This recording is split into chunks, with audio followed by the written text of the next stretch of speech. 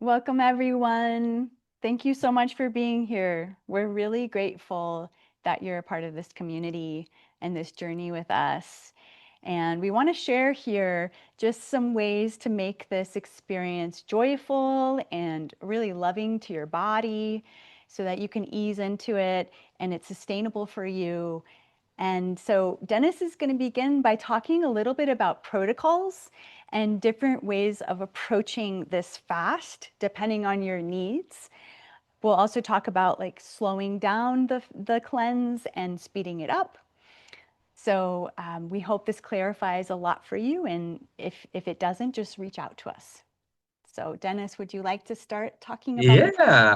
So when I'm working with a client, the first thing I kind of ask them is, what's your intuition calling for you? Like when you think about, when you envision yourself fruit feasting or fruit fasting, what do you envision for yourself? Is it 3 days? Is it 5 days? Is it all fruit? What is it? And also, what are your goals?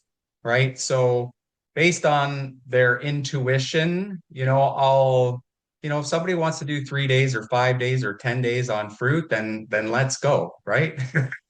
But the highest level of this would be a 10-day mono fruit fast. Okay, fruit feast, fruit fast. I would say on grapes. I've had the biggest and the most in-depth experience from grapes, but a lot of people get it from watermelon as well. So, that's at the high end, right? Underneath that, you can do mono daying, where you're doing a full day of one particular fruit. You can do mono mealing, where you're just eating one fruit for each meal as you go. And we have some fruits that we can add if our detox symptoms are a little bit, are bothering us a little bit. We can put the brakes on a little bit, right? And we can add some avocado, we can add some banana, we can add some jackfruit, right? We can add some durian. These are, fatty and starchier fruits that will stall our detox a little bit. We can also incorporate, we can do fruit until dinner, and we have a raw dinner, a raw salad for dinner, right? We can add, if somebody's craving something warm, we can add a squash soup, say, right? So, we kind of meet you where you're at, utilizing your intuition and your heart and what you envision yourself doing, and then build from that. But also through that, I would challenge you.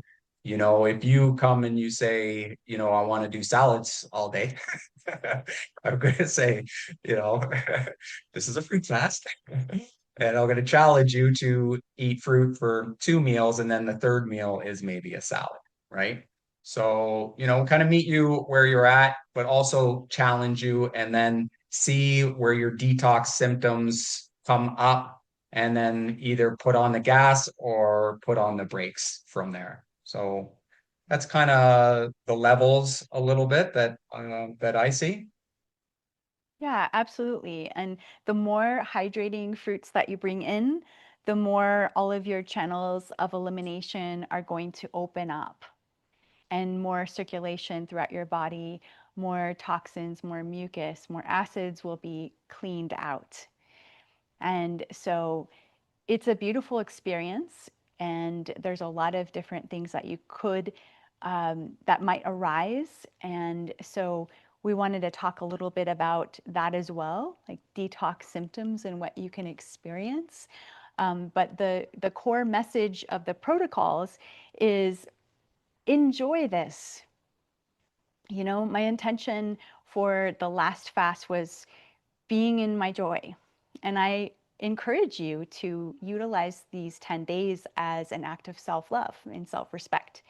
And really look at all the colorful fruits you're bringing into your life and make a fruit altar. And when you enjoy your huge bowl of grapes for breakfast, then appreciate everything about that experience. And it's also important as far as protocol goes to have enough food. You know, we're used to a certain sense of satiation and the feeling of being full through cooked foods. And it's very different when you come into fruits. You know, your body might not be accustomed to having as much fruit as my body or Dennis's body since we've been doing this for years.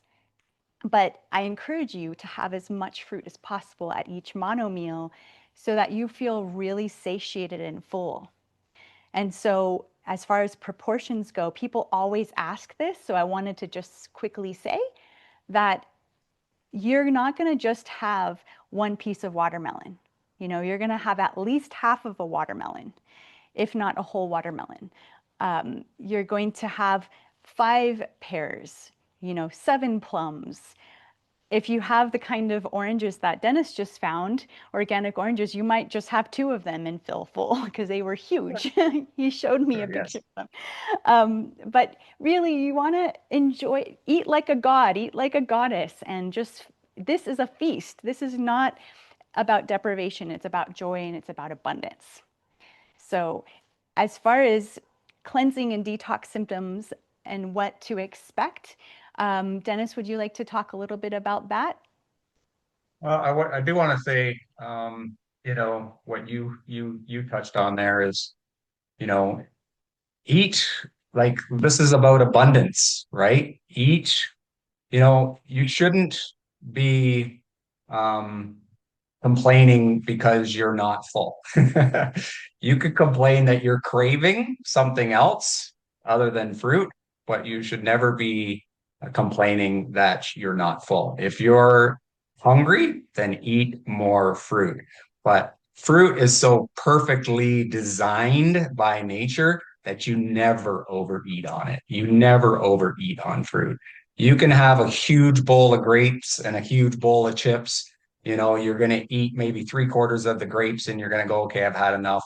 The chips, you're going to eat the bowl and you're going to have another bowl, right?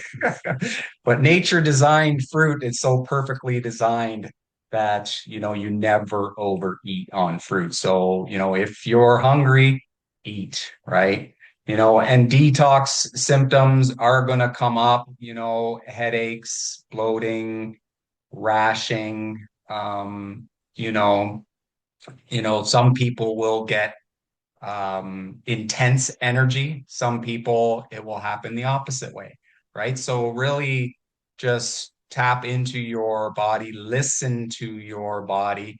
If you have concerns, reach out to myself or Ariana, and we can guide you whether we put on the gas or pull back and put on the brakes and introduce some different foods to stall your detox a little bit. Um, but you can get detox symptoms. This is all part of it. Um, Emotional things as well can come out, right? It may not just be physical detox. We can have emotional detox, and I've experienced emotional detox and had to pull out a few times of detoxes that I was on because I couldn't manage, right? The issues are in the tissues. I have a history of anxiety and depression. So when I'm fruit feasting, a lot of times this will come back up for me, will resurface for me. So, I kind of tread lightly in this, right? And I know now when I need to pull back and when I need to go forward, right? And I know in my heart that every step that I make is unraveling the layers of issues that I have in my tissues, right? So, you can anticipate some emotion and I advise you to let the emotion come out. Let the emotion come out. Cry, laugh, whatever it is that is trying to come out of you, allow it to come out of you. Allow Yes, it to come out. absolutely. Yeah. It's coming up because it's coming out, because it's integrating. And so we Mhm. really want to celebrate that. That's part of the abundance too, that you get to allow the full spectrum of who you are to show up and to be here and to be seen and loved by you. So, whatever you experience, just trust that and become a space that's so big that all of those things that are not true any longer can just pop off of you. And so let yourself release those tears, and maybe you dance, maybe you move energy through uh, a workout that feels really good for your body. Go running, go walking, also, going into a sauna, sweating can be really helpful during detox and just like opening up the lymphatic system, jumping on a trampoline, dry brushing. There are so many ways of supporting these channels that have been clogged up for maybe a lifetime to open up again. And so, the most important thing is just to know that these symptoms might come up and they're normal. You're not doing anything wrong. This is actually part of the healing process. And to just really love wherever you're at and nurture yourself to be present through it. We're here to support you, to guide you. We have 5 Zoom meetings together, and we're looking forward to getting to know you better and understand how you're moving through your experience. And you'll also have a courage buddy from the group that we will connect you with, someone who you can depend on and rely on and check in with throughout the fast. So, this is also not meant to be a one and done kind of thing. Like, you might come this month and just explore one level of detox, and that's great. And maybe you have salads every evening. And perhaps you come another month and you just really want to explore a deeper cleanse. And so that's what this space is here for. It's a sacred space for you to just be who you are and nurture your body and take a step. Take a step towards vitality, take a step towards opening up a little more. So, yes. And post pictures this weekend when you're going out fruit shopping. Post some pictures of the fruit that you're bringing in that you're going to be eating. We're here to inspire you, but I draw so much inspiration from everybody else who's fruit feasting, fruit fasting. And these pictures of what everybody's eating and the engagement in the community is it's fun, right? So participate when you can, introduce yourself, where you're from, why you're fruit fasting, how long you're fruit fasting for, what your protocol is going to be. And if you want to drop daily pictures of what you're eating or your struggles or your wins, then this is what the community is for. So take advantage of it and let's inspire each other and achieve our fruit feasting goals. Yes. Yes. We're so excited to be with you on this journey. Thank you again. Thank you.